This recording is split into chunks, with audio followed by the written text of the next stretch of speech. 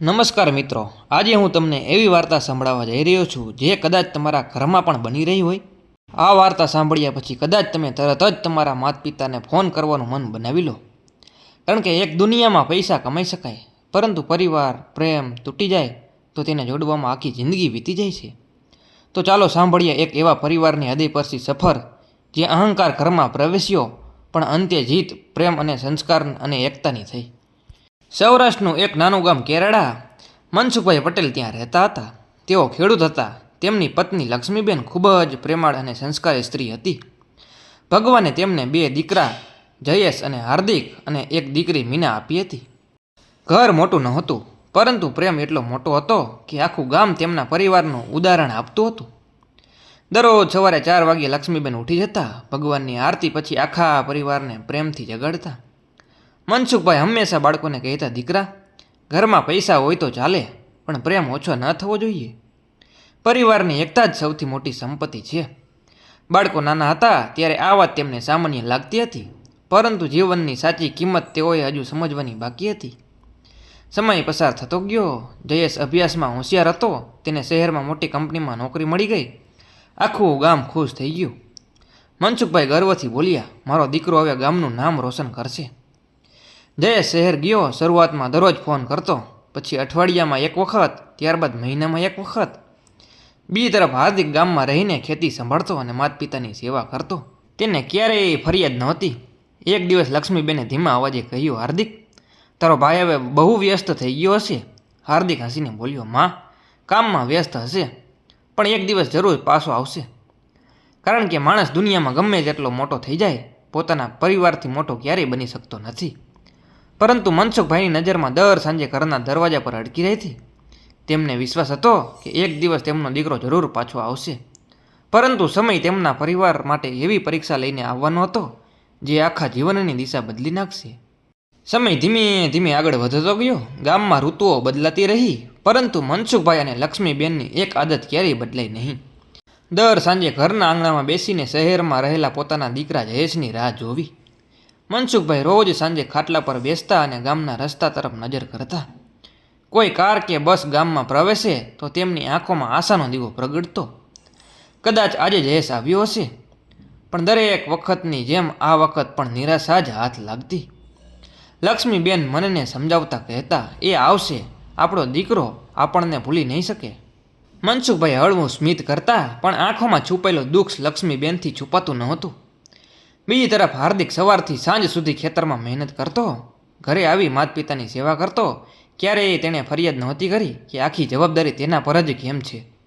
એક દિવસ ગામમાં સરપંચે મનસુખભાઈને પૂછ્યું, મનસુખભાઈ, તમારો મોટો દીકરો તો શહેરમાં મોટો અધિકારી બની ગયો છે ને? હવે તો તમને ખેતી કરવાની જરૂર નહીં રહે. મનસુખભાઈ હસીને બોલ્યા, મને ખેતીનો થાક નથી લાગતો. મને તો દીકરાના બે પ્રેમભર્યા શબ્દોની ખોટ વધારે લાગે છે. સરપંચ પણ થોડા ક્ષણ માટે નિશબ્દ થઈ ગયા. શહેરમાં જયેશનું જીવન સંપૂર્ણ બદલાઈ ગયું હતું. મોટી ઓફિસ, મોટી કાર, નવા મિત્રો અને વ્યસ્ત જીવન. ધીમે ધીમે ગામ, ખેતર અને માતા પિતાની યાદો તેના મનમાંથી ઓછી થવા લાગી. એક દિવસ લક્ષ્મીબેને ફોન કર્યો, બેટા, આ વખતે જન્માષ્ટમીમાં આવી જજે, તારા બાપુજી રોજ તારી રાહ જુએ છે. જયેશે ઉતાવળમાં જવાબ આપ્યો, માં, બહુ કામ છે, પછી આવીશ. એટલું કહીને તેણે ફોન મૂકી દીધો. લક્ષ્મીબેનની આંખોમાં આંસુ આવી ગયું. મનસુખભાઈએ કહ્યું, રડતી નહીં. બાળકો પરિસ્થિતિમાં ફસાયા છે, દિલથી દૂર નથી થતા. હાર્દિકા બધું શાંતિથી જોતો રહ્યો. તેણે મનમાં નક્કી કર્યું કે જ્યાં સુધી માતા પિતા જીવશે ત્યાં સુધી તેમને કોઈ વાતની કમી પડવા નહીં દે. થોડા દિવસ પછી મનસુખભાઈ ખેતરમાં કામ કરતા હતા ત્યારે અચાનક ચક્કર આવી ગયું અને તેઓ જમીન પર પડી ગયા. હાર્દિક તરત જ તેમને હોસ્પિટલ લઈ ગયો. ડૉક્ટરે તપાસ કરીને કહ્યું, ઉંમર વધી ગઈ છે, હવે તેમને આરામની જરૂર છે, વધુ મહેનત કરાવશો નહીં. હાર્દિકે તરત જ જયેશને ફોન કર્યો, ભાઈ, બાપુજીની તબિયત ખરાબ છે, એકવાર આવી જા. જયેશે જવાબ આપ્યો, આ અઠવાડિયે બહુ મહત્ત્વની મીટિંગ છે, આવતા મહિને આવી જઈશ. હાર્દિક કંઈ બોલ્યો નહીં. તેણે માત્ર એટલું જ કહ્યું, સારું ભાઈ. ફોન બંધ થઈ ગયો. હાર્દિકની આંખમાં આંસુ હતા, પરંતુ તેણે આંસુ માતા પિતાને દેખાવા દીધા નહીં. મનસુખભાઈ હોસ્પિટલમાંથી ઘરે આવ્યા પછી તેમની તબિયત પહેલાં જેવી રહી નહીં. ડૉક્ટરે તેમને ખેતીનું ભારે કામ કરવાની સખત મનાઈ કરી. હવે ઘરની અને ખેતરની લગભગ આખી જવાબદારી હાર્દિકના ખંભા પર આવી ગઈ હતી. સવારે સૂર્ય ઉગે તે પહેલાં હાર્દિક ખેતરમાં પહોંચી જતો, બપોરે ઘરે આવી અને માતા પિતાને દવા આપતો, પછી ફરી ખેતરમાં જતો. રાત્રે થાકીને ઘરે આવતો, છતાં તેના ચહેરા પર ક્યારેય ફરિયાદ દેખાતી નહોતી. એક દિવસ લક્ષ્મીબેને કહ્યું, બેટા, તું આખો દિવસ મહેનત કરે છે, તને થાક નથી લાગતો? હાર્દિક હસીને બોલ્યો, માં, માતા પિતાની સેવા કરતાં ક્યારેય થાક લાગતો નથી. તમે બંને ખુશ રહો, બસ એ જ મારી કમાણી છે. મનસુખભાઈએ ગર્વથી પોતાના દીકરા તરફ જોયું. તેમણે મનમાં વિચાર્યું, ભગવાને મને ભલે ઓછા પૈસા આપ્યા હોય, પણ આવો સંસ્કારી દીકરો આપીને હું દુનિયાનો સૌથી ધનિક માણસ બની ગયો છું. શહેરમાં બીજી તરફ જયેશનું જીવન ઝડપથી બદલાઈ રહ્યું હતું. મોટી કંપનીમાં પ્રમોશન મળ્યું, મોટું ઘર લીધું, નવી કાર ખરીદી. પણ આ બધાની વચ્ચે તેના જીવનમાં એક વસ્તુ ધીમે ધીમે ખોવાઈ રહી હતી, મનની શાંતિ. તેના ઘરે રોજ નાની મોટી વાતે ઝઘડા થતા. પત્ની કહેતી, તમને ઓફિસ સિવાય બીજું કંઈ જ દેખાતું નથી? બાળકો કહેતા, પપ્પા, તમે અમારી સાથે ક્યારેય સમય પસાર કરતા નથી. જયેશ પાસે દરેક પ્રશ્નનો એક જ જવાબ આવતો, હું આ બધું તમારા માટે જ તો કરું છું. પણ કોઈ ખુશ નહોતું. એક રાત્રે ઓફિસમાંથી ઘરે પાછો ફરતો હતો. ભારે વરસાદ પડી રહ્યો હતો.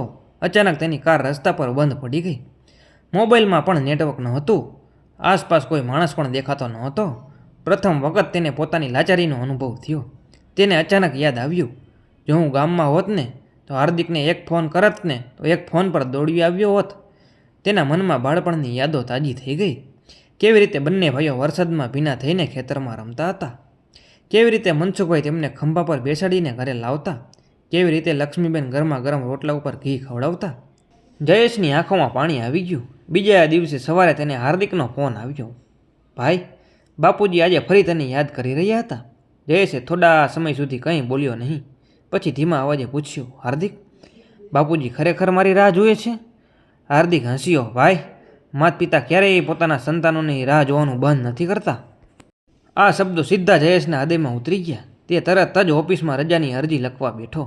તેને હવે સમજાઈ ગયું હતું કે દુનિયાની સૌથી મોટી સફળતા પૈસા નથી, પરંતુ પોતાના પરિવાર સાથે વિતાવેલો સમય છે. જયેશે બીજા જ દિવસે ઓફિસમાંથી રજા લીધી. વર્ષો પછી તેણે કોઈ કામ કરતાં પરિવારને વધુ મહત્ત્વ આપ્યું. વહેલી સવારે બસમાં બેઠો અને ગામ તરફ નીકળી પડ્યો. બસની બારીમાંથી બહાર જોતો જોતો બાળપણની યાદો તેના મનમાં જીવંત થવા લાગી. એ જ ખેતરો, એ જ કાચા રસ્તાઓ, એ જ વડનું ઝાડ, જ્યાં તે અને હાર્દિક આખો દિવસ રમતા હતા. જેટલો ગામની નજીક આવતો ગયો એટલું તેનું હૃદય જોરથી ધબકવા લાગ્યું. તેના મનમાં એક જ વિચાર હતો, કાશ મેં આટલા વર્ષો માતા પિતાને એકલા ન રાખ્યા હોત તો. ગામ પહોંચીને તે સીધો પોતાના ઘરે દોડ્યો. આંગણામાં હાર્દિક ગાયને ચારો નાખી રહ્યો હતો. જયેશને જોઈને હાર્દિકની આંખોમાં ખુશીના આંસુ આવી ગયા. બંને ભાઈઓ વર્ષો પછી એકબીજાને ભેટી પડ્યા. હાર્દિક બોલ્યો, ભાઈ, આજે બાપુજી તમને જોઈને સૌથી વધુ ખુશ થશે. જયેશ કોઈ જવાબ આપી શક્યો નહીં. તેની આંખમાં પસ્તાવાના આંસુ હતા. જયેશ ધીમે ધીમે ઘરમાં પ્રવેશ્યો. મનસુખભાઈ ખાટલા પર બેઠા હતા. તેમની આંખો હવે નબળી પડી ગઈ હતી. જયેશે ધીમા અવાજે કહ્યું, બાપુજી. આ અવાજ સાંભળતા જ મનસુખભાઈએ માથું ઊંચું કર્યું. થોડી ક્ષણ માટે તેઓ વિશ્વાસ જ કરી શક્યા નહીં. પછી તરત જ ઊભા થવાનો પ્રયત્ન કર્યો. જયેશ દોડી ગયો અને તેમના પગે પડી ગયો. રડતા રડતા બોલ્યા, બાપુજી, મને માફ કરી દો. પૈસા કમાવાની દોડમાં હું મારા પરિવારથી દૂર થઈ ગયો. મનસુખભાઈએ કંપતા હાથથી તેના માથા પર હાથ ફેરવ્યો. તેમણે માત્ર એટલું જ કહ્યું, દીકરા, માતા પિતા પાસે સંતાનો માટે સજા નથી હોતી, માત્ર પ્રેમ અને આશીર્વાદ જ હોય છે. આ શબ્દો સાંભળીને ઘરમાં હાજર દરેક વ્યક્તિની આંખો ભીની થઈ ગઈ. લક્ષ્મીબેન રસોડામાંથી બહાર આવ્યા. જયેશે તેમની ગોદમાં માથું મૂકી દીધું અને રડ્યો. તે નાનકડા બાળકની જેમ રડવા લાગ્યો. લક્ષ્મીબેન બોલ્યા, બેટા, તું આવી ગયો, બસ હવે અમને બીજું કંઈ જોઈતું નથી. તે દિવસ પછી જયેશે એક મોટો નિર્ણય લીધો.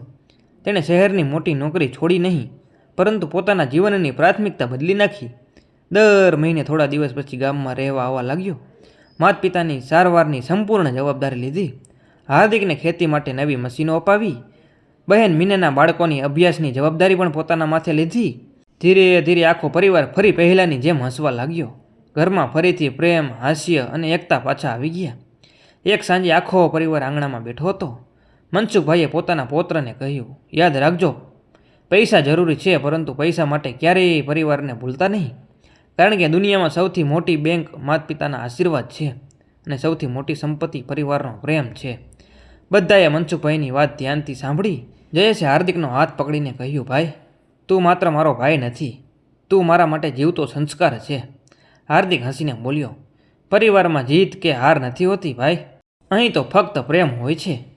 સૂર્ય ધીમે ધીમે અસ્ત થતો રહ્યો હતો. આંગણામાં બેઠેલા પરિવારના ચહેરા પર સંતોષનું સ્મિત હતું અને મનસુખભાઈના ચહેરા પર એ શાંતિ હતી જે માત્ર સંસ્કારી અને એકતાવાળા પરિવારને જ મળે છે. જે ઘરમાં પ્રેમ, આદર, સંસ્કાર અને એકતા હોય છે ત્યાં સુખ પોતે જ વસવાટ કરે છે. પૈસા જીવનને સરળ બનાવી શકે છે, પરંતુ ખુશહાલ પરિવાર માત્ર પ્રેમ, સમય અને પરસ્પર સન્માનથી જ બને છે. માતા પિતાની સેવા અને પરિવારની એકતા કરતાં મોટી કોઈ સંપત્તિ નથી. તો મિત્રો, આ વાર્તા પૂરી થઈ છે. જો સારી લાગી હોય તો તમારા મિત્રોને શેર જરૂર કરી દેજો. રામ રામ.